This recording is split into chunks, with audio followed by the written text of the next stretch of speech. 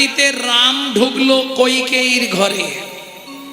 ছোট মা, রামায়ণে নেই, এটা কোথায় আছে? রামচরিত মানস। ওমা, কে? রাম? হ্যাঁ ছোট মা, আমি রাম। এত রাতে আমার ঘরে কেন? একটা কাজ করবে ছোট মা। কি রে বল। কালকে তো বাবা আমার পায়ে বেড়ি দিয়ে দেবে, রাজ্যের দায়িত্ব দিয়ে রাজ্য অভিষেক করিয়ে রাজ সিংহাসনে বসিয়ে দেবে।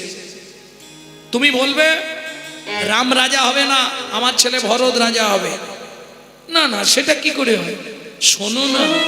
আর বলবে রামকে 14 বছরের জন্য বনে দিতে হবে। ছি, আমি এটা বলতেই পারবো না। ভালো করে শুনুন কথাগুলো। এতদিন জানতেন মন্থরার যুক্তিতে কৈকেয়ী বলেছিল, তাই তো? না, শোনো না। তুমি যদি আমার এই দুটো উপকার করে দাও, আমি তোমায় একটা পুরস্কার দেব। কি পুরস্কার দিবি রাম? শোনো মা, আমি তোমায় ছুঁয়ে কথা দিচ্ছি, তুমি যদি এই উপকারটা আমার করে দাও, আগত জন্মে তোমার গর্ভে জন্ম নেব। তোমার গর্ভে জন্ম নেব, তোমার গর্ভে জন্ম নেব, তোমার গর্ভে জন্ম নেব।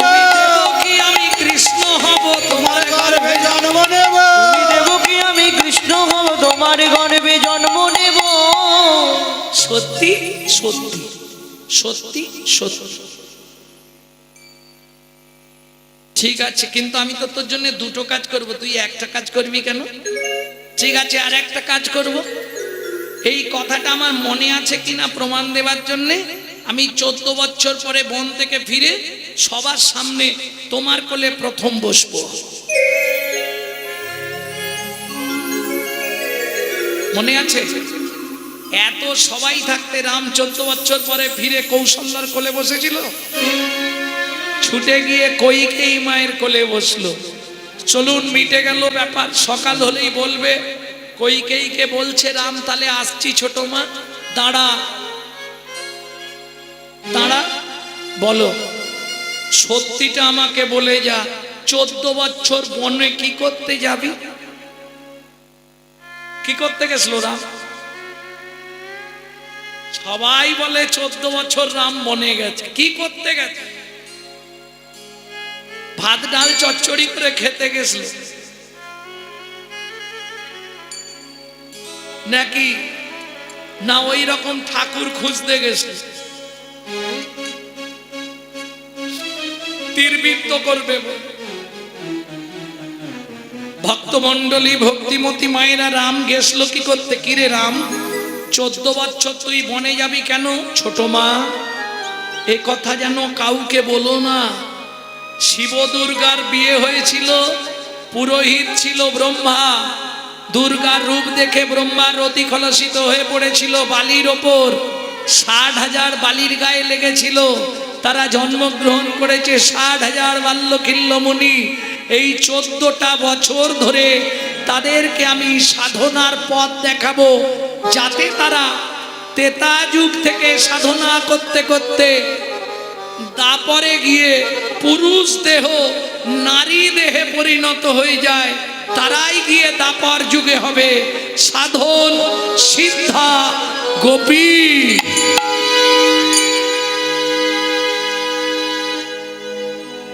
60,000 বাল্যকিল্য মুনি। ভক্তমন্ডলী, ভক্তিমতী মায়েরা, এইবার চলুন, রাম লক্ষ্মণ সীতা 3 জন বনবাসী এসেছে। সন্ধ্যা নেমে এসছে। রাম সীতাকে বসিয়ে লক্ষ্মণ রামচরিত মানস পাঠ করত। হ্যাঁ, পড়ে বলছি, রামকে রামের চরিত্রই শোনাত। কি কি হয়েছে, কি কি হবে, সবাই বসে আছে। যেই বলা শেষ, সবাই বাড়ি চলে গেল। একজন বসে বসে কাঁদছে। কি বট? কি বট চেনেন? চেনেন না? পাডনি চেনেন? পাডনি কি? দাঁড়া, পাডনি মানে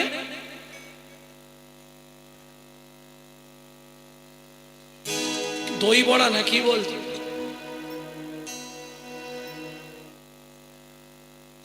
আরে পাটনি, পাটনি চেনো না?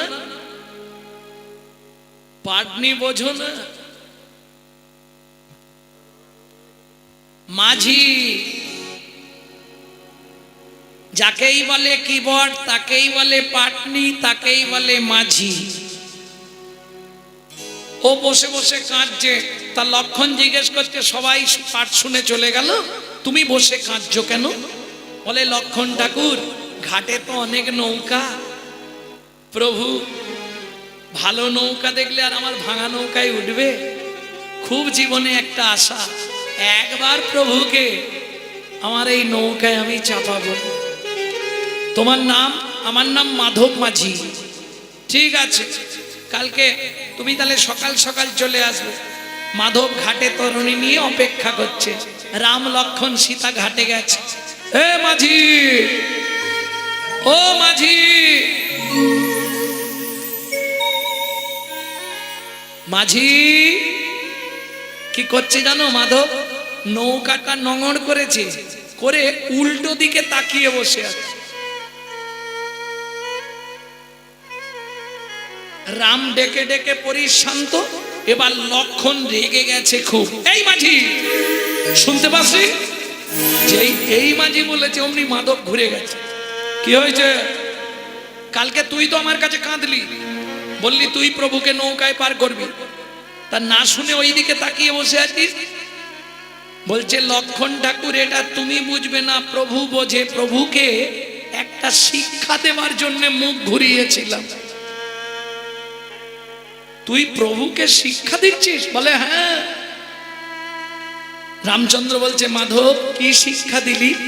প্রভু, এটাই তোমাকে বোঝাতে চাইছিলাম, জীবের যখন সময় হয় তারা ভবসিন্ধু পারের ঘাটে গিয়ে কতবার ধরে ডাকে, তুমি যদি মুখ ঘুরিয়ে থাকো তখন তাদের ভেতরটা কি হয়, এটা তোমাকে বোঝাবার জন্য আমি উল্টো দিকে মুখ ঘুরিয়ে চুপ করে বসেছি। রামচন্দ্র বলছে, সত্যি মাধব, ঠিকই বলেছে, এটা একটা বড় শিক্ষা হলো। তা নিয়ে নৌকা তীরে ঠেকিয়ে দিয়েছে। রামচন্দ্র উঠতে যাচ্ছে, বলে, ঠাকুর একটু দাঁড়াও। কেন? সীতামা লক্ষণ উঠে যাক, তুমি নিচে দাঁড়াও। কেন? দেখো ঠাকুর, তোমার সঙ্গে আমার কোনো অশান্তি নেই, তুমি আমার শত্রু নয়, কিন্তু তোমার চরণ দুটো আমার একদম শত্রু। কেন? বলে, আমাকে তুমি না বললে কি হবে, খবর পেয়ে গেছি। কি শুনেছিস? তোমার পা পাথরে লাগাতেই পাথরটা নারী হয়ে গেছে। আমার নৌকাটাও যদি নারী হয়ে যায়, ঘরে বউ আছে, ঝগড়া মেতে যাবে। আগে তোমার পাটা ঘষে ঘষে ধোয়াবো, তারপর তোমাকে নৌকায় তুলবো। রামচন্দ্র বলে, ঠিক আছে তাই। লক্ষণ বলছে, ও মাধব, জল কোথায়? তুই যে ধোয়াবি, জল কোথায়? মাধব মাঝি বলছে, লক্ষণ ঠাকুর,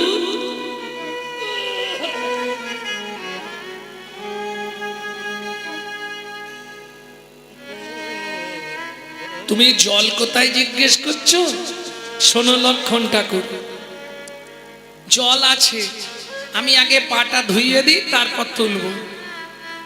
বলে, মাধব তোর জল কোথায়? মাধব মাঝি বলে, শোনো, আমি সেই দিন হতে তুলে রেখেছি, সেই দিন হতে তুলে রেখেছি, যেদিন প্রভু আমায় কথা দিল। কি গো বলবো? সেদিন থেকে জল তুলে রেখেছি। কোন দিন? সত্যযুগে ক্ষীরোদ সাগরে অনন্ত শয্যায় নারায়ণ শুয়েছিল, লক্ষ্মী পা টিপছিল। দেখেছেন না ছবিটা? আমি তখন ছিলাম কুর্ম। কুর্ম কুর্ম মানে বোঝেন তো? কচ্ছপ। বারবার অনন্ত শয্যায় উঠছিলাম, প্রভু চরণটা একবার জিভ দিয়ে চেটে দেখবো বলে। কেমন স্বাদ! মা লক্ষ্মী দেখতে পেয়ে আমাকে দূর করে ছুঁড়ে ফেলে দিল। সমুদ্রের নোনা জল আমার নাকে মুখে ঢুকে গেল। আমি কাঁদলাম। তখন ভগবান আমায় আশ্বাস দিল, দুঃখ করিস না কুর্ম, আগত তেতা যুগে আমি যেদিন রামচন্দ্র হব, তুই হবি মাধব মাঝি। যে আশা তোর এখানে পূর্ণ হলো না, কথা দিলাম 5 টাকা দিয়ে পান দোকানে শান্তি কিনতে পাওয়া যায়, কিন্তু সাংসারিক মানসিক শান্তি পাবে। কিরকম জানেন? একটা ছোট্ট কথা বলি। এখন রাজার ওই নাতিকে নেড়া করতে হবে অন্নপ্রাশন। মন্ত্রী, নাপিত রেখে আনো, ভালো নাপিত, ভালো নাপিত নিয়ে ওকে নেড়া করতে হবে। তা নাপিত এসছে, ও একদম সব সময় দেয়ালের ধারে দাঁড়াচ্ছে, আর রাজা একদম স্টাইল নিয়ে দাঁড়িয়ে আছে। রাজ সবাই কথা হয়ে গেল, কত লোক বলা হবে, কি রান্না হবে, কি খাওয়া হবে। এইবার সবাই যখন চলে গেছে, নাপিতকে ডেকে রাজা বলছে, নাপিত মহারাজ, তোমার সোনার খুর আছে? বলে, হায় রাজা মশাই, সংসার চলে নে, আর সোনার খুর বাপের জন্মে দেখিনি। ঠিক আছে, আমি তোমায় একটা সোনার খুর দেবো। আরে এইদিকে সবসময় তুমি ওই কি হলো, সবসময় দেয়ালের ধারে দাঁড়াচ্ছ কেন? মাঝখানে এসে দাঁড়াতে পারোনি? বলে, মহারাজ কি বলবো, আমার কাপড়টা একটু ছেঁড়া, তো কাপড়টা একটু ছেঁড়া আছে, সবাই এত লোক আছে, দেখে হাসাহাসি করবে, আমি গরিব মানুষ, ওই জন্যে দেয়ালের ধারে দাঁড়ালে কোনো চাপ নেই, কেউ বুঝতেই পারবে না। কিন্তু মহারাজ, আশা থেকে দেখছি আপনি হাত কোমরে রেখেছেন, নামাননি কেন? বলে, মন্ত্রী তুমি ভাবছো রাজা সুখী, আর আমি ভাবছি নাপিত সুখী, কেউ সুখে নেই। তোমার পিছনের কাপড় ছেঁড়া, আর আমার বগলে ইয়া বড় ফোঁড়া। বুঝে নেওয়া গেল? রাজা চন্দ্রকান্ত তার স্ত্রীকে নিয়ে সুখে শান্তিতে বসবাস করছে, কিন্তু হলে কি হবে? নারী হচ্ছে দুটো মত, সামঞ্জস্যা, অসামঞ্জস্যা। সামঞ্জস্যা নারী কারা? ওই দেখো, অসামঞ্জস্যা নারী। সামঞ্জস্যা নারী কারা? স্বামীর আয় 10,000, ও 10,000-এই চালিয়ে নেবে। অসামঞ্জস্য নারী, স্বামীর আয় 10, ওর খরচ 20, বাকি 10,000 কোথা পাবে? ওই গ্রাম বাংলায় বন্ধন লোন আছে না, গ্রুপ লোন নিয়ে না, তারপর দেখা যায়। এ অসামঞ্জস্য নারী, এর দ্বারা সংসারে জীবনে উন্নতি হবে না, অবনতি হবে। এত বছর ধরে যে পাড়ায় হরিনাম হচ্ছে, অনেক উন্নতি হয়েছে দেখলাম। কি হিংসা কমে গেছে, তো মারামারি বন্ধ হয়ে গেছে, ঝগড়া কমে গেছে, এই গ্রামে সব মানুষ শান্তিতে বসবাস করে।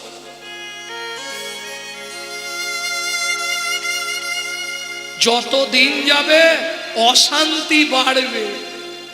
কি গো, বাড়বে না কেন? বাড়বে কেন?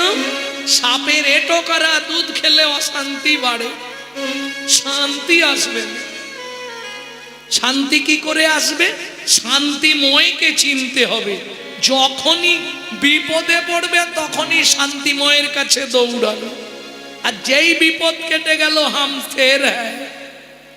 কি? হ্যাঁ, আচ্ছা বলো, হিন্দুদের তো অনেক দেবতা, বিপদে পড়লে কোন দেবতার নাম করো? সত্যি করে বলবে। কালী কালী করো? কি বলছো, বালি বলছো না কালী বলছো? এই দুজনের কথা আমার কাছে বেশি বলবে না। কোন দুজন জানো? ঠাকুরের মধ্যে কালী আর সংসারের মধ্যে শালী। এই দুজন যে কি ডেঞ্জার, এদের কথা না বলাই ভালো। সত্যিটা বলি, যখনই বিপদ হয় কাকে ডাকি? সে কালী ভক্ত হোক, কৃষ্ণ ভক্ত হোক, শিব ভক্ত হোক, একটা দেবতাকেই সবাই ডাকে। জানো জানো না? যখনই আকাশে শুরু হয় না কড়কড় কড়া,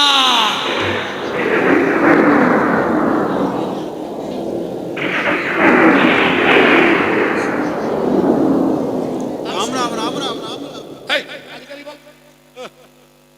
কি তখন কালী কালী বলে, কৃষ্ণ কৃষ্ণ করে?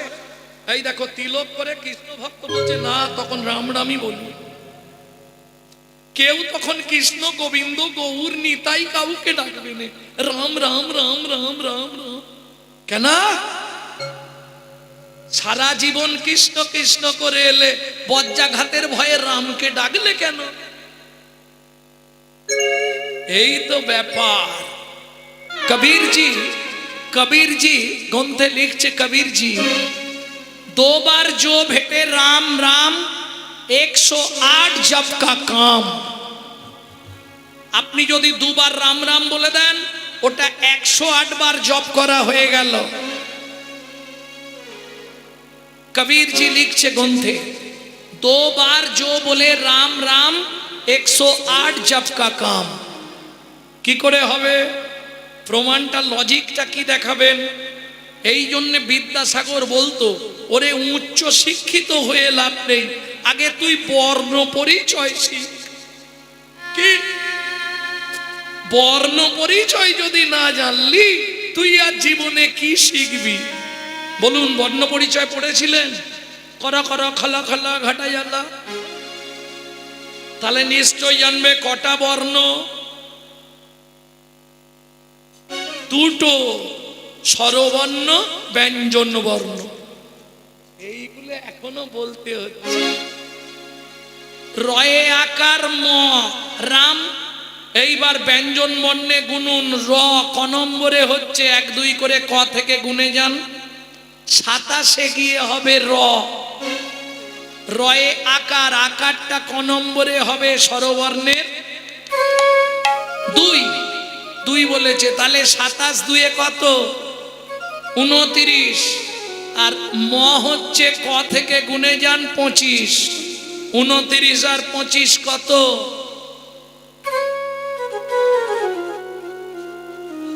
54। তাহলে 54 দুগুণে কত হয়? 108। दो बार जो राम राम 108 का जपेर काम। जो नाम राम 108 का जप का काम। दो बार जो राम राम 108 का जप का काम। दो बार बोले राम राम 108 का जप का काम। সে না হয় বুঝলাম, কিন্তু বিপদে পড়লে বজ্রাঘাতের ক্ষেত্রে রামকেই ডাকে কেন জানেন?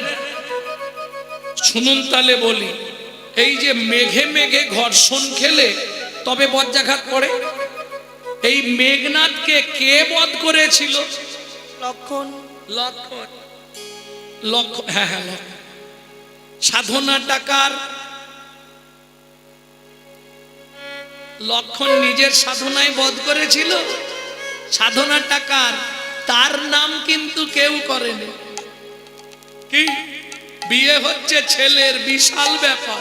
ছেলের সাজ পোশাক কি, আর বাপের সেদিকে চচ্চড়ি হয়ে যাচ্ছে। তাকে ক্যামেরার সামনে খুঁজে পাওয়া যাচ্ছে না। কি গো, সে তার জ্বালায় জ্বলছে। ঠিক তেমনি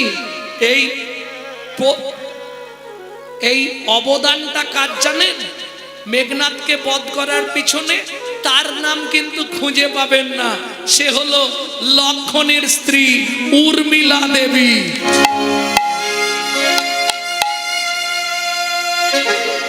যখন নিদ্রাকে বলছে, নিদ্রা তুমি 14 বছর আমাকে রেহাই দাও।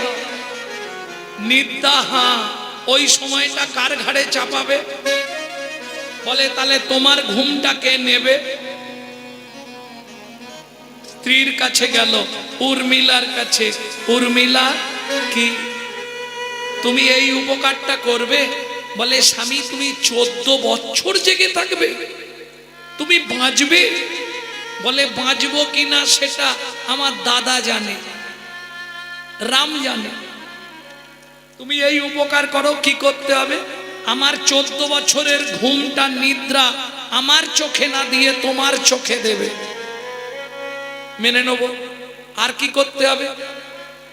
14টা বছর আমি নির্জলা থাকবো, কোনো খাবার খাবো না। কৃতিত্ব কার? উর্মিলা দেবী। অথচ তার নাম কেউ করে না। নারী শক্তি না থাকলে পুরুষ কোনোদিন ছিপ দাঁড়া সোজা করে দাঁড়াতে পারতো না। আজকে বিষ্ণুপ্রিয়া যদি না থাকতো তাহলে জীবনেও চৈতন্য মহাপ্রভু সন্ন্যাস নিতে পারত না। বিষ্ণুপ্রিয়ার চরিত পড়বেন, গ্রন্থটা বিষ্ণুপ্রিয়ার চরিত, আমাদেরই আশ্রমেরই বই, সমাজবাড়িরই বই, ভক্তমণ্ডলী ভক্তিমতী মায়েরা। তাহলে নারী শক্তি বড় সর্বদাই।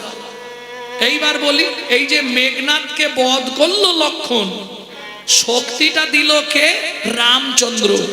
যার জন্য দেখবেন মেঘে মেঘে ঘর্ষণ হলে বজ্রাঘাত, রামকে ডাক,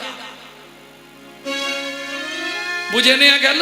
আর দুবার রাম রাম বললে 101 জব হয়ে গেল। কাল থেকে শুরু করে দেবে, যখনই সময় পাবেন রাম রাম জোরে করবেন। জোরে করলে আমার অশান্তি হবে পাড়ায়। তবে এই এখন কেউ যেন করবেন না, আর এক যন্ত্রণায় পড়তে হবে। কি এখন দরকার নেই, এপ্রিল মাসটা কেটে গেলে করবে। প্রেম সে বলো চৈতন্য মহাপ্রভু কি জয়। বলছি হেমকান্তা, আমাদের এত সম্পত্তি কবে আর ভোগ করব? দুজনেই তো মরে যাব। এত অর্থ, এত প্রাচুর্য, চলো না কি আগামী মাঘী পূর্ণিমা তিথিতে নর্মদা নদীর তীরে আমি দানব্রত যজ্ঞ করব, যা কিছু আছে সব বিলিয়ে দেব। এই দেখেন ও মায়েরা, এই যে মহোৎসব হচ্ছে, আপনার স্বামী হয়তো 1000 টাকা দিচ্ছে, আপনি পাশে দাঁড়িয়ে আছেন, কি গো কত দিচ্ছ? কি করবো বলো তো? এই পাড়ার ছেলেরা এসছে, 1000 টাকা চাইছে।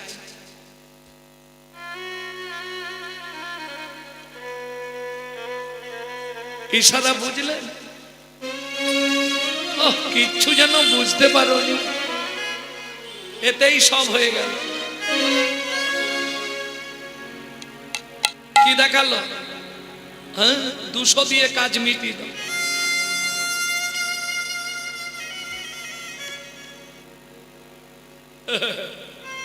এতে কি লাভ হলো? শুনে রাখুন, শাস্ত্র কি বলছে? কেউ করে দান ধ্যান, কেউ হয় হোতা, হাড়ির কোদালে তার কাটা যায় মাথা। ও দিচ্ছে, আপনি সেখানে বাধা দিচ্ছেন, ব্যাস সর্বনাশ করলেন, মহাপাপ করে ফেললেন। আর পাপ কোনোদিন তার বাপকেও ছাড়েনি। কি এটা মাথায় রাখলেই হবে। আর ভাববেন না যে এই জন্মের পাপ আপনি এই জন্মেই ভোগ করবেন, না না। পাপ কর্মফল 20 জন্ম পরেও ভোগ করতে হতে পারে। তার প্রমাণ গঙ্গাপুত্র ভীষ্ম 12 জন্ম আগের পাপ 12 জন্ম পরে গিয়ে ভোগ করলো, 54 দিন সরসজ্জায়। ভিডিওগুলো শুনবেন, আমার সব বলা আছে। ভক্তমণ্ডলী ভক্তিমতী মায়েরা, অতএব পাপ থেকে রেহাই পাওয়ার একটাই রাস্তা কলিযুগে। কোন রাস্তা? সেই রাস্তায় হাঁটলেই আপনি বেঁচে যাবেন। যে যা বলুক কারো কথা শোনার দরকার নেই, আপনি আপনার রাস্তায় হাঁটবেন। কোন রাস্তা ধরবেন? কৃষ্ণ নামং জগৎ বন্ধু জগতি জঙ্গুনং পরাম, কৃষ্ণ নামং জগৎ বন্ধু জগতি জঙ্গুনং পরাম, কৃষ্ণ নামং বিশ্বধারং জগতাং পাপং হরা, কৃষ্ণ নামং বিশ্বধারং জগতং পাপং হরা। এই কলিযুগে নামের পর আর ধর্ম নাই রে, নামের পর আর ধর্ম নাই রে, যত দান যজ্ঞ করো ভাই রে, নামের পর আর ধর্ম নাই। যত দান যজ্ঞ করো ভাই রে, নামের পর আর ধর্ম নাই রে। মন্ত্রী ঢাঁটরা দিয়ে দাও, যা আছে সব দান করে দেবো, দিয়ে তীর্থে গিয়ে নাম করবো। যা আগামী মাঘী পূর্ণিমা তিথিতে রাজা চন্দ্রকান্ত নর্মদা নদীর তীরে করবে দানব্রত যজ্ঞ। এই যজ্ঞে যে যা চাইবে তাকে তাই দেওয়া হবে। ঢাঁটরা পড়ে গেল। মাঘী পূর্ণিমার দিন রাজা নর্মদা নদীর তীরে সব সাজিয়ে ফেললেন। মন্ত্রী সব এনেছো তো? বেশ। মহাদাতা সেজেছে রাজন,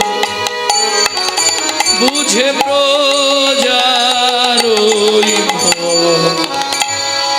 মহাদাতা সেজেছে রাজন, যত কান চনমণি অন্ন বস্ত্র গাভী ভূমি, যে যাহা চায় রাজা তারে তা দেয়। যে যাহা চায় তারে তা দেয়। সবে করিছে দান। মহাদাতা সেজেছে রাজন, বুঝে প্রজারে মন। মহাদাতা সেজেছে রাজন। বলো রামলাল, তুমি কি নেবে? মহারাজ আমায় সোনা দিন। মন্ত্রী ওকে 2 বস্তা সোনা দিয়ে দাও। বাবাজি কি নেবে? দেখতে এসছো? বাহ, বেশ বেশ বেশ। ও আজকে ঠিক আছে। তুমি কি নেবে? আপনার হাতির দাঁতের পালঙ্কটা দেবেন রাজা। দিয়ে দাও। বলো তোমার কি চাই? এখানে অন্যর অভাব খুব। এই, হ্যাঁ? গুছিয়ে খাওয়াতে ও গুছিয়ে খাওয়াচ্ছে, আমার খুব অভাব। দুপুরেই 2 কুইন্টাল চাল লেগেছে, বাদলদা বলল। আচ্ছা, এত লোক খেলো, সব গেল। আচ্ছা, এইটা কেউ একবারও কোনোদিন ভেবেছেন? ওখানে মচ্ছি মূলো করে যা ভেতরে দিলেন, কাল সকালেই ও সব মাটি হয়ে যাবে। এখান থেকে যদি 1 ফোঁটা ভেতরে নিতে পারেন, 7টা জন্ম আপনার সঙ্গে থাকবে। প্রেম সে বলো চৈতন্য মহাপ্রভু কি জয়। মাথায় নিয়ে রাখো। এই বলো তুমি কি নেবে? 10 বিঘে জমি, হালের গরু। বাহ, ওটাও দিয়ে দাও। ঠিক আছে। মন্ত্রী একে জমির ধারে নিয়ে যাও। এ খুব গরিব প্রজা, যে জমিটা ভালোবাসে, যে জমিটা চায় দিয়ে দিও। মন্ত্রী তো শুলো হাতে দিয়েছে, ও শুলো নিয়ে যাচ্ছে। 5 বিঘে, 10 বিঘে, 15 বিঘে। মন্ত্রী বলছে এত জমি কি করবে গো? শোনো, রাজা বলেছে যতটা ইচ্ছা নেব, আমি না ভোগ করি, আমার নাতি পুতি পুতি ভূতি সব ভোগ করবে। 25 বিঘে, 30 বিঘে, 35 বিঘের মাথায় গিয়ে পাটি মুখ থুবড়ে পড়েছে। মন্ত্রী ঘোড়ার পিঠ থেকে নেবে ডাকছে, ও ভাই ওঠো। আরে শুলো মতো, হায় হায় হায়, সে হরিবোল হয়ে গেছে। মন্ত্রী ফিরে এলো। রাজা চন্দ্রকান্ত বললেন, মন্ত্রী আমার ওই গরিব প্রজাকে জমি দিয়েছো? বলে মহারাজ কি বলবো, ইচ্ছা ছিল 35 বিঘে, পেল মাত্র 3.5 হাত। জায়গা পরের জমি ঘর বানাইয়া আমি তো এই জমির মালিক। ও দয়াল রে, আমি তো এই জমির মালিক না। ও বিধি রে, আমি তো এই জমির মালিক নই। পরের জায়গা পরের জমি ঘর বানাইয়া আমি রই, আমি তো এই জমির মালিক ও নই, দয়াল রে আমি তো এই জমির মালিক নই। প্রথম যেদিন ভবে এলাম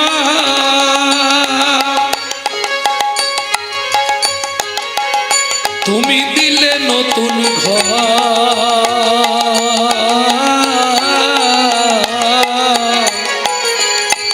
ঘরের কথা ভাবতে ভাবতে ঘরের কথা ভাবতে ভাবতে, ঘরের কথা ভাবতে ভাবতে ঘরের কথা ভাবতে ভাবতে তোমায় করলাম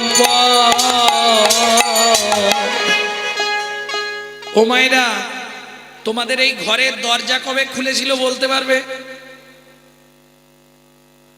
কে গো, দরজা কবে খুলেছিল বলতে পারবে না? কেন? তারিখ মনে নেই? যদি বলতে পারো আমি আজ থেকে কীর্তন ছেড়ে তোমার বাড়ি রয়ে যাব। কেন বলতে পারবে না? মাতৃগর্ভে দরজা খোলার পর তবে বাচ্চা বাইরে আসার জন্য ছটফট করে। আচ্ছা বাদ দিয়ে দিন, খোলার ডেটটা বলা যাবে না, বন্ধের ডেটটা তো বলতে পারবে। আরে তোমার ঘর, তোমার দরজা তুমি কবে বন্ধ করবে তুমি বলতে পারবে না? না। কেন? আমার ঘরের চাবি তোমার হাতে, ঘরের চাবি তোমার হাতে, দয়াল ঘরের চাবি তোমার হাতে, দয়াল ঘরের চাবি তোমার হাতে, ঘরের চাবি তোমার হাতে, ঘরের চাবি তোমার হাতে। সে ভাবনা ভাবলাম কই আমি তো এই জমির মালিক ও নই, দয়াল রে আমি তো এই জমির মালিক ও নই, বিধি রে আমি তো এই জমির মালিক নই। ও মায়েরা, সব সময় জেনে রেখো এটা ভাড়াটে ঘর, এটা তোমার বাপ পেলে সম্পত্তি নয়, এটা ভাড়াটিয়া ঘর। কলকাতায় যদি ভাড়াটে থাকে ফোন করে জেনে নেবে, ভাড়া কখনোই মালিক পক্ষ চাইতে আসে না। মাসের 5 তারিখের আগে ভাড়া দিয়ে দিতে হবে, নালে হঠাৎ দেখবে বাথরুমের জল বন্ধ হয়ে যাবে। কোথাও কিছু নেই, ঘরে সুইচ মারবে, আলোও জ্বলছে না, পাখাও চলছে না, বাবু বাথরুমে জল পড়ছে না, ভাড়া দিয়ে যাবেন, ভাড়া তো কতদিন দেননি, লাইট জ্বলছে না। ভাড়া পেমেন্ট করেছেন? দারুণ সিস্টেম। সব সময় জানবেন এটা ভাড়াটিয়া ঘর। যখনই সময় পাবেন রান্না করতে, বাসন মাজতে, আনাজ কুটতে, ঘর মুছতে, যখনই সময় পাবেন গুনগুন গুনগুন করে ভাড়াটা পেমেন্ট করে দেবেন। নালে যখন তখন হঠাৎ করে দেখবেন ঘর ভালো আছে, স্যাটেলাইট অফ করে দিন।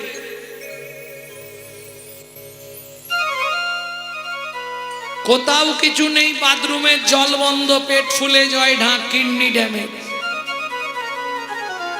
খুব সাবধান, সময় পেলেই ভাড়া পেমেন্ট করে দিন, নালে কপালে কষ্ট আছে। মন্ত্রী, তাহলে সবাই দান পেয়েছে, এবার দানব্রত যজ্ঞ আমি শেষ করি। মহারাজ, তুলসী পাতা গঙ্গার জল নিয়ে হাতে দানব্রত যজ্ঞ শেষ করার আগে একবার অন্তত আপনি জেনে নিন কেউ দান নিতে বাকি আছে কিনা। প্রজাগণ, আজকে যে দানব্রত যজ্ঞ চলছিল এবার আমি শেষ করব, বলো আর কি কেউ দান নিতে বাকি আছো?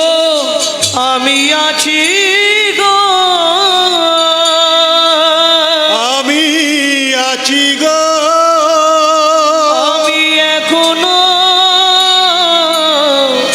বাকি আছি, বাকি আছি, বাকি আছি।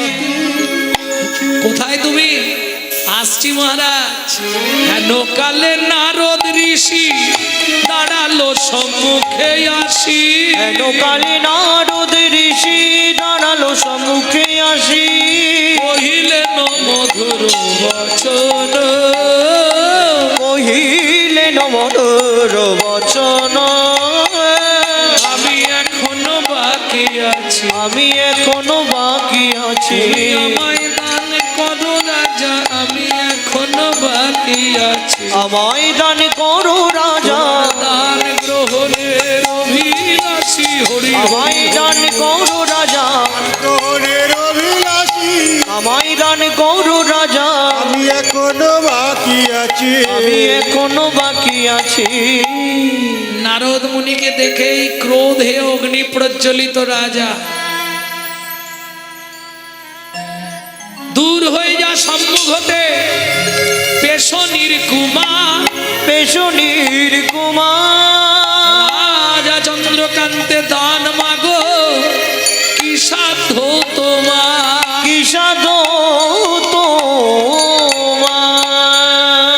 পেশনির কুমার দাসীর পুত্র, যার জন্মকর্মের ঠিক নেই তাকে রাজা চন্দ্রকান্ত দান দেয় না। শুনুন মহারাজ, আপনার মন্ত্রী ঢাঁডরা দিয়েছিল বলে তবে আমি এসেছি। সারাদিন ধরে আপনি যে পুণ্য সঞ্চার করলেন, সারা দিন ধরে যে পুণ্য করলেন, সেই পুণ্যের ফল পাপে পরিণত হয়ে গেল। আমি চলে যাচ্ছি, কিন্তু যাবার আগে বলে যাচ্ছি, যে চণ্ডালের মতো ব্যবহার আপনি আমার সঙ্গে করলেন, এর জন্য আপনাকে নিষাদ কুলে চণ্ডালের ঘরে জন্ম নিতে হবে। বৈষ্ণবেতে হয় যদি ক্ষুদ্র অপরাধ, ক্ষুদ্র অপরাধ, মহা ভজনে পড়ি যাইবা, পড়ি যাইবা।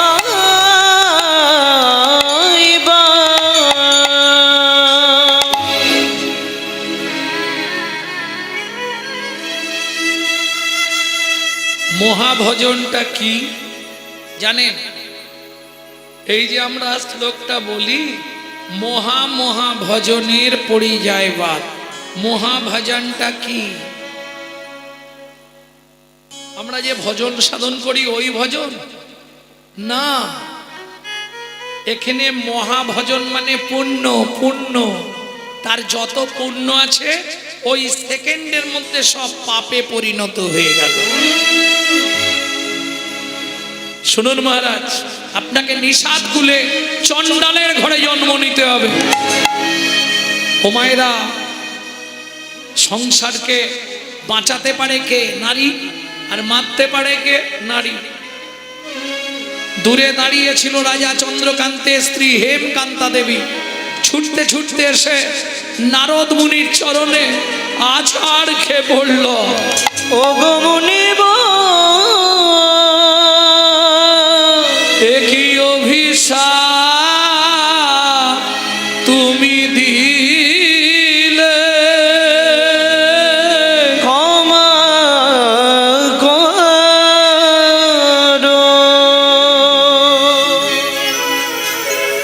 না জেনে না বুঝে আমার স্বামী তোমার চরণে কঠিন অপরাধ করেছে। তুমি তো কৃপাময়, করুণা করে এই অভাগীরে কৃপা করো।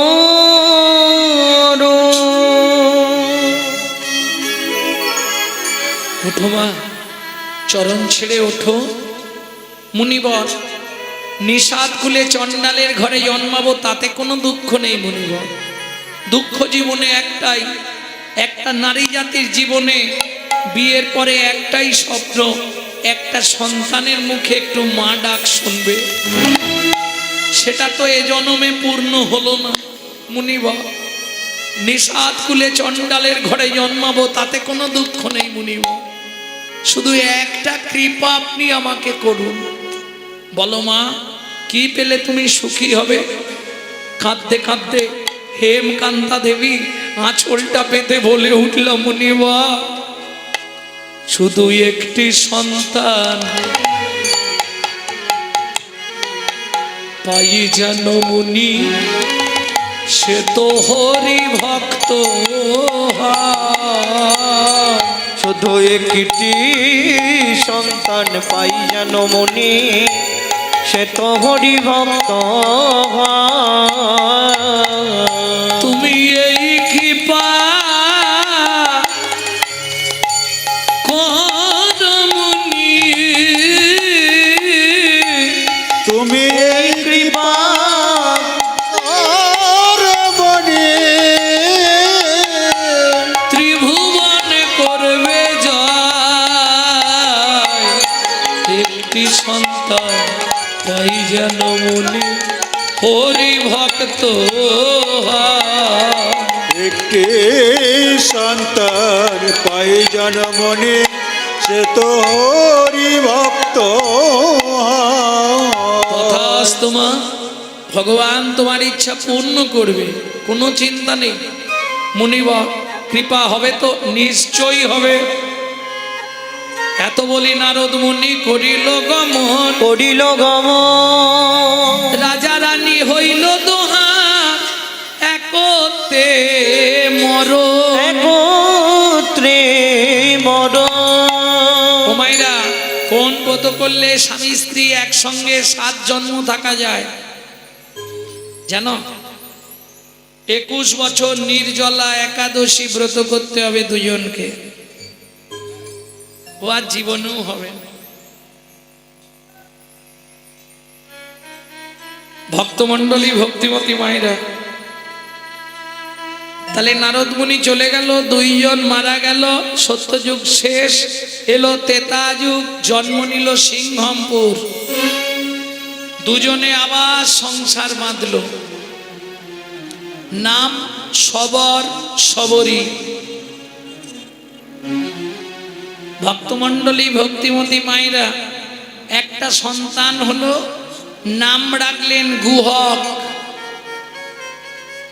চণ্ডাল হইয়া মিতালি করিল, চণ্ডাল হইয়া মিতালি করিল। গুহক চণ্ডাল পরে বলো না কি কুল বিদুরের ছিল, খাইল যাহারো ঘরে। বলো নাকি কুল বিদুরের ছিল, খাইল জাগারো ঘরে। বলো না কেমন সাধনা করিল, গোকুলে গোপের নারী। বলো না কেমন সাধনা করিল, গোকুলে গোপের নারী। কহে প্রেমানন্দে, প্রেমানন্দে মনেরই আনন্দে, কহে প্রেমানন্দে, মনের আনন্দে। শ্রীকৃষ্ণ যে ভজে তার, হরি কৃষ্ণ যে ভজে তারি, শ্রীকৃষ্ণ যে ভজে তারে, কৃষ্ণ যে ভজে তারি।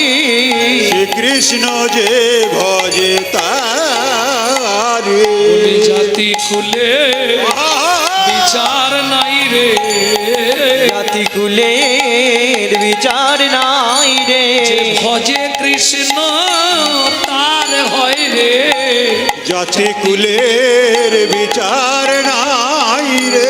যে যে ভজে নাই সে জানবে কেনে, জাতি কুলের বিচার নাই। নাই রে। এইবার বলি কি করে বন্ধুত্ব হলো, এই জায়গাটা একটু শুনুন।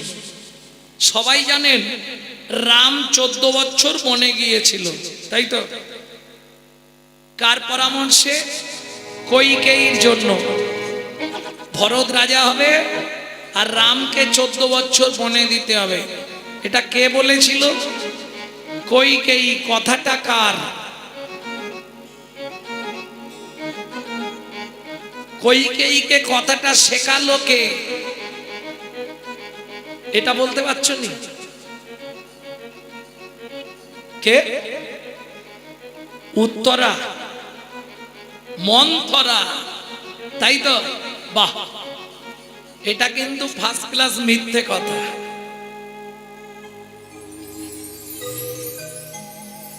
আসল সত্যিটা কি বলবো একটু?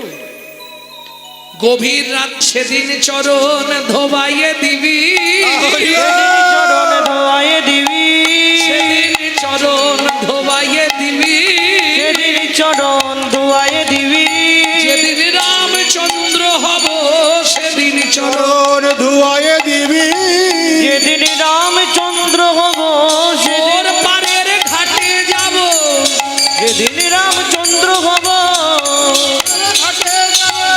যেদিন রামচন্দ্র হব, সেদিন চরণ ধুয়ায়ে দিবি।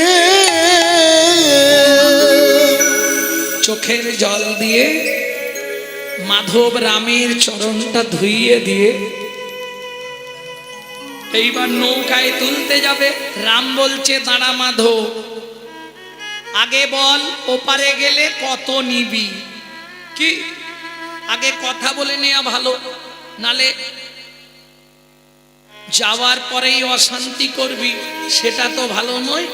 ওপারে নিয়ে যাচ্ছি, আমি যাব, তুই নিয়ে যাবি, কিন্তু নামানোর পর অশান্তি না হয়, বল তোকে কত দিতে হবে? হাসছিস কেন রে? বলবি তো? বলে, ঠাকুর কি যদি যানবাহন খারাপ হয়ে যায়, সে তার যানবাহন রেখে অন্য যানবাহনে গিয়ে মিস্ত্রি খুঁজতে যায়, তখন এই ড্রাইভার কি এই ড্রাইভারের থেকে পয়সা নেয়? নেয় না। তাহলে ঠাকুর তুমি পয়সা দেবে বলছো? রামচন্দ্র বলছে, মাধব আমি বুঝলাম না। মাধব বলে, বোঝো না? তাহলে বুঝিয়ে বলি, তুমিও মাঝি আমিও মাঝি, তুমিও মাঝি আমিও মাঝি, তুমিও মাঝি আমিও মাঝি, তুমিও মাঝি আমিও মাঝি, সেদিন ভব সিন্ধু পার করে দিও, তুমিও মাঝি আমিও মাঝি, ভব সিন্ধু পার করে দিও, তুমিও মাঝি আমিও মাঝি। ঠিক আছে চল। রামচন্দ্রকে গিয়ে নৌকায় বসালো, পাটা ঝুলিয়ে রাখবে, ভুল করে যেন পা তুলবে না। ঠিক আছে মাধব, তুই যা বলবি তাই। এইবার মাধব মাঝি হাল ধরে নৌকা চালাচ্ছে। তরি চলে হেইয়া হেইয়া হেইয়া রে, তোরি চলে হেইয়া হেইয়া হেইয়া রে, এতদিনে মনের আশা পূরণ হইল, চলে হেইয়া হেইয়া হেইয়া রে, তোরি চলে চন্দ্রে লইয়া মাধব নৌকাতে বসালো, চলে চলে হেইয়া হেইয়া হেইয়া রে, চলে হেইয়া হেইয়া হেইয়া রে, রামচন্দ্রের বদন প্রাণে দেখিতে লাগিল, চলে হেইয়া হেইয়া হেইয়া রে, এবার মাঝখানে যাইয়া মাধব নাচিতে লাগিলা, চলে হেইয়া হেইয়া হেইয়া রে। এই মাধব, কি নৌকা এরম টাল বেটাল করছিস কেন? বলে, ঠাকুর নৌকা টাল বেটাল করছি কেন জানো? তোমাকে শিক্ষা দেওয়ার জন্য। আবার শিক্ষা? কি শিক্ষা? শোনো, সংসার রূপ গভীর সমুদ্রে জীব নিত্য টাল বেটাল খায়, দুঃখ কষ্ট হতাশা জ্বালা যন্ত্রণা। এবার তুমি ভাবো, যখন জীবন তরিটা টাল বেটাল খায় তখন কেমন লাগে? বলি, উড়ে বাপরে মাধব, সত্যি ঠিক বলেছি, এ তো বিরাট ভয়। তাহলে তোমার যদি এরম ভয় হয়, জীবের কিরকম ভয় হয়? ঠিক আছে, ঘাটে ঠেকা। ও মাধব, তোরই ঘাটে ঠেকা। বলে, ঘাটে আজ আর ঠেকাচ্ছি না। আরে নাপবো কি করে? তাহলে কথা দাও, কি সেদিন তুমিও তরি ভিড়াইয়ে দেবে, তুমিও তোরি ভিড়াইয়ে দেবে, তুমিও তরি ভিড়াইয়ে দেবে, তুমিও তোরি ভিড়াইয়ে কথা দিলাম যেদিন তোর সময় হবে তুই একবার শুধু ডাকবি, আমি তোকে ভবসিন্ধুর ঘাটে গিয়ে ঠেকিয়ে দেব। বেশ, এইবার নৌকা তীরে ঠেকিয়েছে, নোঙরটা লাগাতে গেছে, লক্ষণ সীতা নেবে গেছে। রাম দেখলো আমি আর দেরি করব কেন, মাধব বলেছে কিন্তু তুমি এইভাবেই বসে থাকবে, আমি চাগিয়ে নিয়ে গিয়ে নামিয়ে দেবো। রাম শুনলো না, উঠে দাঁড়িয়ে বললো নৌকার মাঝখানে কি হলো? আগুন ধরিল তাই কি বাসে কষ্ট তাই, আগুন ধরিল দায় কি বা তাহা কষ্ট পায়। মাধবেরও কাঠের তরি হইল, মাধবের কাঠের তরি সোনার হইল। স্বর্ণময় তরি খানি কাঁদিছে মাধব দেখি, স্বর্ণ কানো নদী কানি কাঁদিছে মাধব দেখি। তরি তো সোনার হয়ে গেছে, মাধব কাঁদতে শুরু করেছে। ও মাইরা, সোনা দেখলে আনন্দ হয়নি কি? সোনা দেখলেই তো আনন্দ, সোনা দেখলে ভয় খুব। মাধব ভয় পেয়ে গেল, ঠাকুর আমি সোনা নেব না। মাধব তো তরুণী সোনার করে দিলাম, কাল থেকে নাম করবি, সোনা বেচবি আর খাবি। মাধব নোঙরটা খুলে নৌকায় ছুঁড়ে ফেলে দিয়ে বলল, যা সোনার তরি তুই সমুদ্রেই ভেসে যা। মাধব কি করলি রে? বলে না না আমি নেব না, সোনা যদি দিতেই হয় আমার হৃদয়টা ভক্তির সোনায় বাঁধাইয়ে দাও গো, ভক্তির সোনায় বাঁধাইয়ে দাও গো। আর কিছু ভগবান মাধব মাঝিকে কৃপা করে পঞ্চবটি বনে এলেন, লক্ষণ সীতাকে রেখে এবার 60,000 মুনিদেরকে খুঁজতে বেরোলেন। গভীর জঙ্গলে রাম আটকে গেছে। দুপুর বেলা সূর্যের প্রখর তাপ, গলা শুকনো হয়ে গেছে, চিৎকার করছে, এখানে কেউ আছো? একটু জল দেবে? ঠিক সেই সময় সবরী মায়ের ছোট্ট ছেলে গুহক কাঠের বোঝা নিয়ে ফিরছে।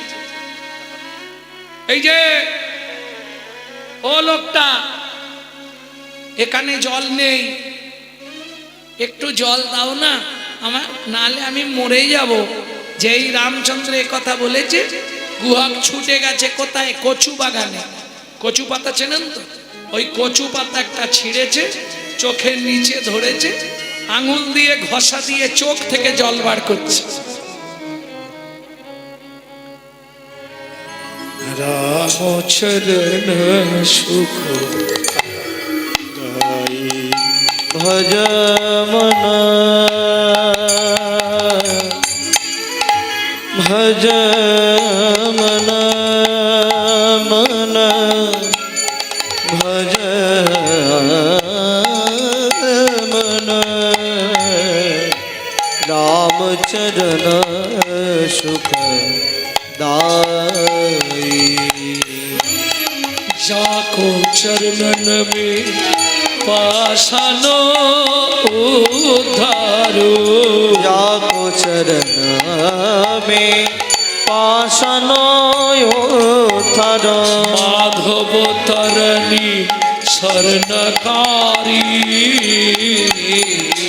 राम चरण सुखदाई। ভজ মন রামচরণ সুখ দায়। এই যে ও লোকটা, এই নাও কচু পাতা, একটু জল খেয়ে নাও। কচু পাতায় জল? দাও দাও দাও। হ্যাঁ রে খোকা, এটা কি জল রে? ইস, তোমার ভাগ্য ভালো, এখানে কোথাও জল নেই, আমি চোখ থেকে জল বার করে তোমায় দিলাম। যেই বলেছে চোখ থেকে জল বার করে দিলাম, সঙ্গে সঙ্গে রামচন্দ্র এসে মাধবকে বুকে জড়িয়ে ধরে। যেই জড়িয়ে ধরেছে, গুহক চিৎকার করে উঠেছে, ঠাকুর সর্বনাশ হয়ে গেল। কি রে, তুমি আমায় জড়িয়ে ধরলে? যা, তোমার তো জাত মরে গেল। আমি গুহক চণ্ডালের ছেলে, তুমি ঠাকুর মানুষ, এই গুহা কে তোকে বলেছে? কেন পাড়ার লোকেরা বলে আমাদের দেখলে নাকি স্নান করতে হয়। শোন গুহা, শাস্ত্র কি বলে জানিস? চণ্ডাল হবি মুনি শ্রেষ্ঠ, হরি ভক্তি পরায়ণা। চণ্ডাল চণ্ডাল নয় যদি হরি বলে, ব্রাহ্মণ চণ্ডাল হয় যদি অসৎ পথে চলে। বুঝে নেওয়া গেল? কিঙ্কুলেন বিশালেন গুণহীনস্তি যৌনরা, অকুলীন শাস্ত্রজ্ঞ দৈব তৈরপি পূজ্যতে। বিশাল বংশে জন্মগ্রহণ করেছে, কিন্তু সন্ধ্যের পরেই আর, বুঝতে পারছো না?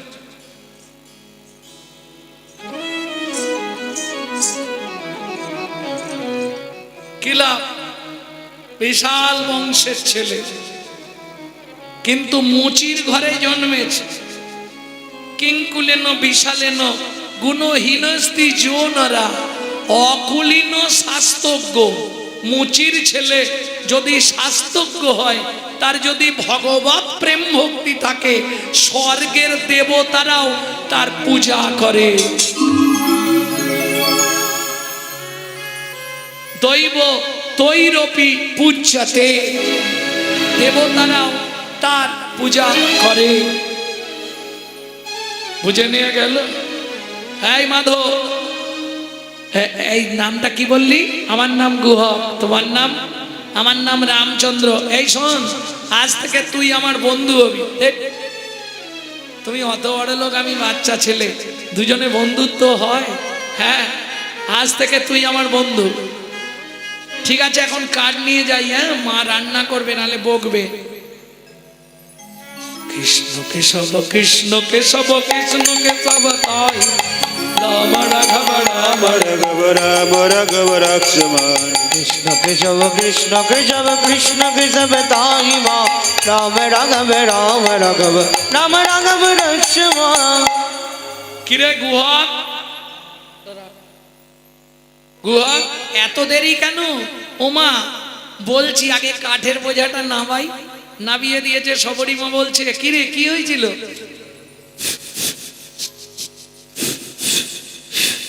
তোর গায়ে কিরম গন্ধ উঠছে, কি ব্যাপার রে? ওমা বলছি, একটা লোক জল পিপাসায় মরে যাচ্ছিল, তাকে চোখ থেকে জল বার করে খাওয়ালাম। সে আমাকে জড়িয়ে ধরেছিল, জানো মা, তার গায়ে এই রকম গন্ধ ছিল। সবরী মায়ের মাথাটি গেল ঘুরে। কেন? মৃগনাভি কস্তুরীর গন্ধ, এ তো ভগবানের অঙ্গ ছাড়া কারো অঙ্গে হয় না। তাই বলছে গুহক রে, সত্যি করে বল বাপ, তুই কাকে জল খাওয়ালি? কাকে জল খাওয়ালি? সত্যি করে বল না গুহক, কাকে জল খাওয়ালি? সত্যি করে বল না গুহক। গুহক বললে, মা গো আমি জানি না, তাকে চিনিও না, তবে নাম বলেছে শ্রী রামচন্দ্র। সবরী মা হাত দুটো ধরে বলে, গুহক তোর বন্ধুকে কালকে একবার আনবি? নিশ্চয়ই আনবো। তুমি বলছো যখন, দু একটা মিথ্যে বলবো। শোন, যদি মিথ্যে বলিস কানে ধরে বলবি। কেন? কানে গুরুদেব আছে, গুরুদেবের কাছে ক্ষমা চেয়ে নিবি। পরের দিন গুহা খেলতে গেছে, ঠিক সন্ধ্যার সময় রামচন্দ্র ফিরছে। কিরে গুহা, এখানে বসে কেন? ঠাকুর পায়ে লেগেছে, যেতে পারছি না। রামচন্দ্র বলছে, তাহলে আমি তোকে কাঁধে করে পৌঁছে দিয়ে আসবো।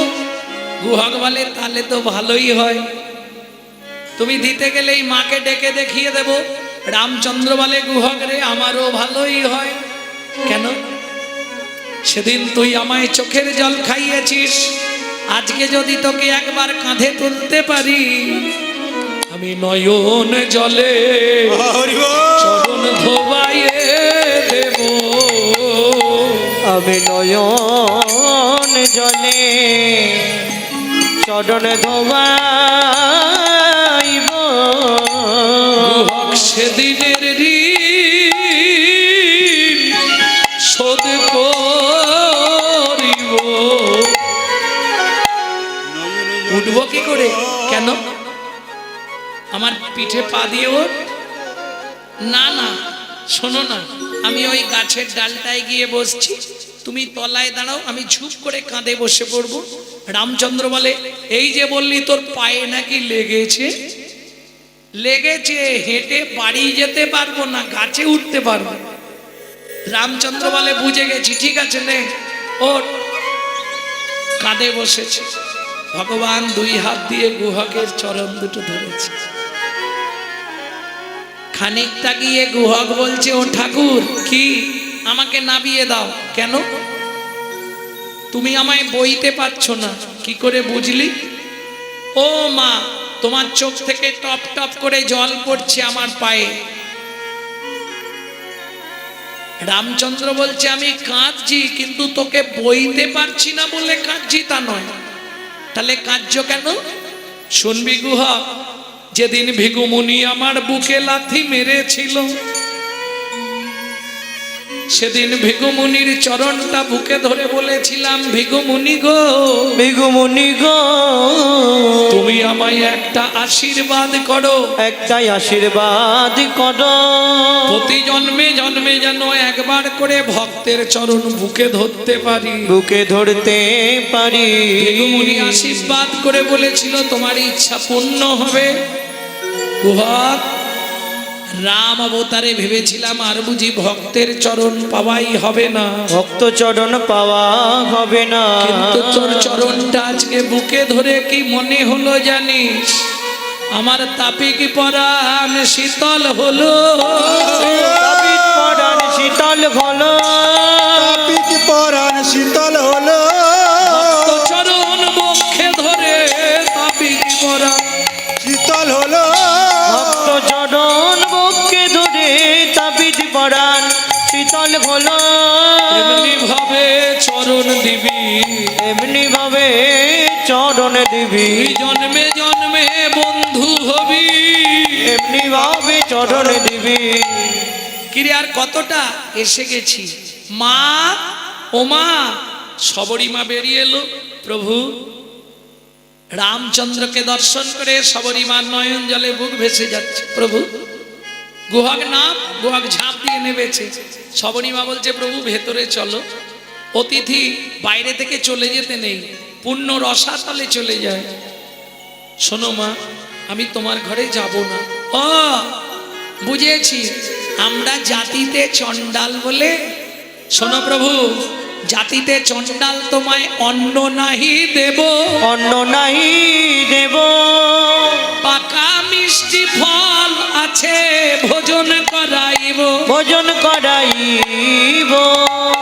রামচন্দ্র বললে, যাব না মা, বাবার আদেশ।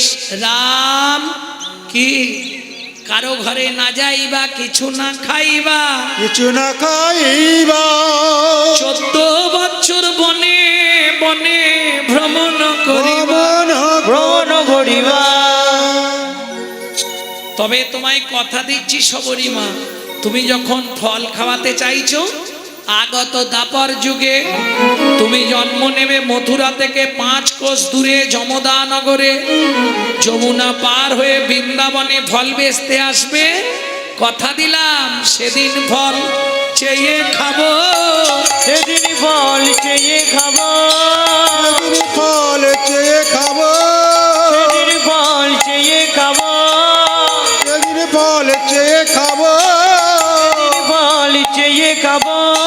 মাগো তোমায় কথা দিলাম, সেদিন ফল চেয়ে খাবো। তাহলে সত্য যুগে চন্দ্রকান্ত হেমকান্তা, তেতা যুগে সবর সবরী, দাপরে তারাই জন্ম নিল কিরাত কিরিতানি, অর্থাৎ ব্যাগ বেধিনী। কোথায় জন্মালো? যমদানগর, মথুরা থেকে 5 কোষ 15 কিলোমিটার দূর।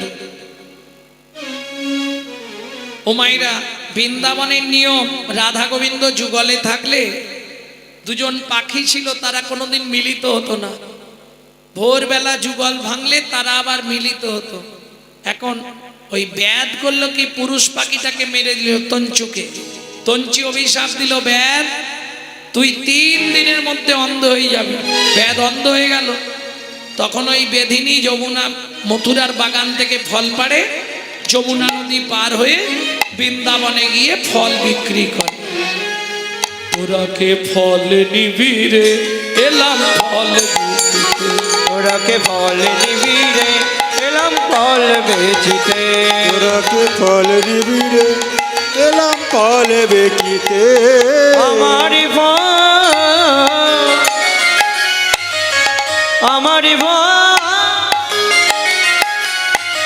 আমারি ফল একবার খেলে অমর হবে সে। ফল নিবিড়ে এলাম ফল বেচিতে, তোরাকে ফল নিবিড়ে এলাম ফল বেচিতে।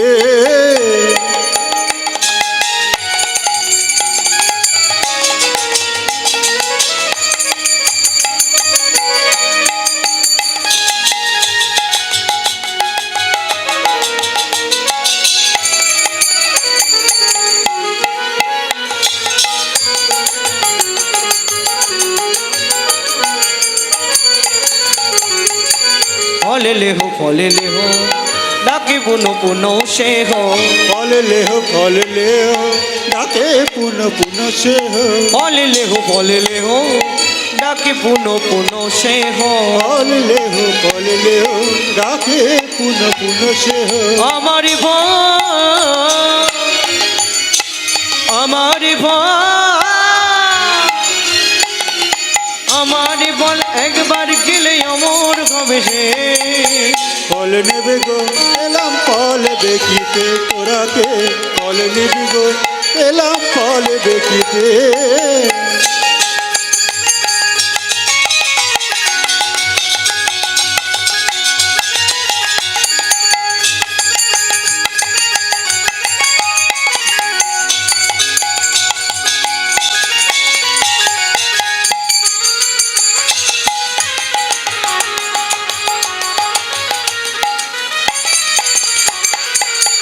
শনি ব্রজ শ্রী সুধা, ভগবান কৃষ্ণ গিয়ে হাত পেতে দাঁড়িয়েছে।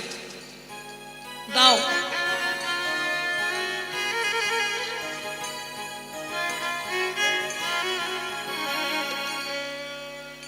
ভগবান হাত পেতে দাঁড়িয়েছে, দাও ফল দাও। ফল বালি বলছে এই যে দেব, কিন্তু তার আগে বল কি? ও মোর সোনার চাঁদ কি তোরে মায়ের নাম বল বল। ও মোর সোনার চাঁদ কি তোর মায়ের নাম বল বল বল। বহু জন্মের পুণ্য করি কে পুজিল হর গৌরী রে, পেল তারা তোর মতো এমন পুত্র ফল। ও মোর সোনার চাঁদ কি তোর মায়ের নাম বল বল বল। একটা ফল দেবে, মায়ের নাম বল, বাবার নাম বল। এই যে আমি কি এমনি এমনি ফল চাইছি নাকি?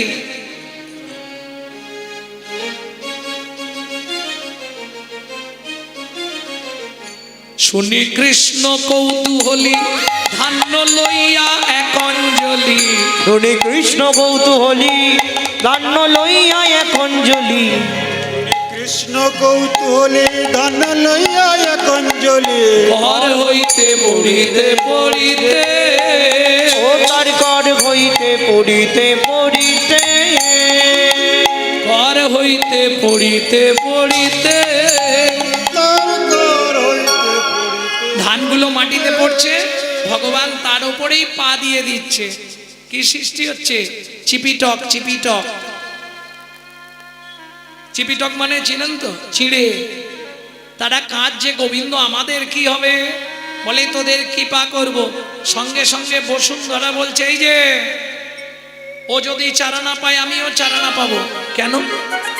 তোমার পায়ের চাপটা সহ্য করেছি আমি। বলে দুঃখ পাস না, আগত কলিযুগে তুই জন্ম নিবি কুমোরের ঘরে মাটির মালসা হয়ে, তুই যাবি চিড়ে হয়ে দুইয়ের আশা পূরণ করব। দুইয়ের আশা পূরণ করব। মাটির মানসায় চিড়ে খাবো দুইয়ের আশা পূরণ করব। মাটির মালসায় চিড়ে খাবো। সেদিন নদিয়ায় গিয়ে গৌর হব। আমি মাটির মালসায় চিড়ে খাবো। নদিয়ায় গিয়ে গৌর হব। আমি মাটির মালসায় চিড়ে খাবো। তুইয়ের আশা পূরণ করব। অবশেষে ছটি ছিল ফলহারিণীর ঝাঁকায় দিল। অবশেষে ছটি ছিল ফলগাড়ি নির্ঝাকায় দিল। ছটা ধান দিয়েছে কেন? তোমার ছটার ছুটি ঘটবে, তোমার ছটার ছুটি ঘটবে। কাম কামনা দূরে যাবে। ছটার ছুটি ঘটবে। কাম কামনা দূরে যাবে। তবেই তুমি আমায় পাবে। কাম কামনা দূরে যাবে। তবে তুমি আমায় পাবে। কামনা দূরে যাবে। তোমার ছটার ছুটি ঘটবে। ছটার ছুটি ঘটবে। ও তো ফলটা নিয়েছে, কোন ফলটা দেবো বল? যেটা খুশি, ভালো ফলটাই দিয়েছে। ফল লইয়া ঋষিকেশ চলিল ভাবের আবেশ। ওদিকে ফলবালি মনে মনে ভাবছে চারটে ফল পাশের পাড়ায় বিক্রি করে দিয়ে যাও। ঝাঁকাটা মাথায় নিয়ে 1 পা 2 পা 3 পা। ঝাঁকা এত ভারী হচ্ছে কেন? নাবিয়ে দেখে বিস্ময়ে হলেন হতভাগ। ফলের ঝাঁকা হইল রত্নে পূরিত। ফলের ঝাঁকা হইল রতনে পূরিত। ফলহারিণী বিস্ময় চিত। ফলগাড়িনী বিস্ময় চিত। এসব আমি নেব না। একবারে ঝাঁকা ধরে যমুনায় ফেলে দিলেন। আছাড় খেয়ে বললেন ভগবানের রাঙা রাতুল চরণে, তবে তারে দেখাইলা আপন স্বরূপ। তবে তারে দেখাইলা আপন স্বরূপ। রসরাজ মহাভাব হয় দুইর। রসরাজ মহাভাব হয় দুই রূপ। ভক্ত শনে ভগবানের মিলন হইল। ভক্ত শোনে ভগবানের মিলন হইল। ভক্তগণ প্রেমানন্দে হরি হরি বল। গণ প্রেমানন্দে হরি হরি বলো। লীলা গৌরীলা ভাব সম্মিলন। ভোজলীলা গৌরীলা ভাবে সম্মিলন। রাম ললিতা জয় শিরাধারম। জয় শিরাধারম। ধ্বনি জয় ধ্বনি ভরিল ভুবন। উলুধ্বনি জয় ধ্বনি ভরিল ভুবন। স্বর্গ হইতে দেবে গরি পুষ্প বরিশন। স্বর্গ হইতে দেবে করে পুষ্প বরিশন। জয় সচিনন্দন জয় গৌর হরি। জয় সচিনন্দন জয় গৌর হরি। সুবিয়ার প্রাণরামে নদিয়া বিহারী। প্রিয়া প্রাণরাম নদিয়া বিহারে। পরবর্তী দল কোথায় দাদা? 12টা বেজে গেছে।